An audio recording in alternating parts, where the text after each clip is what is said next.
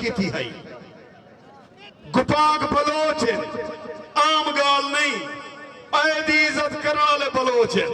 हैं सुनो जेड़े जवान दी सलामी दी वेदा पिया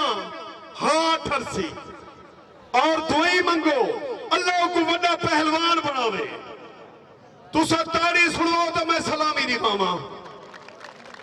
मेरा हां दुखदा पे जे जेड़ो पहलवान है जे जेड़ो पहलवान दा पुत्र है खुदा दी कसम है ताड़ी नहीं लगी हलाली ताड़ी नहीं मैं को तार सुनो मैं सलामी दी खावा सजा तुते करके नारे हैदरी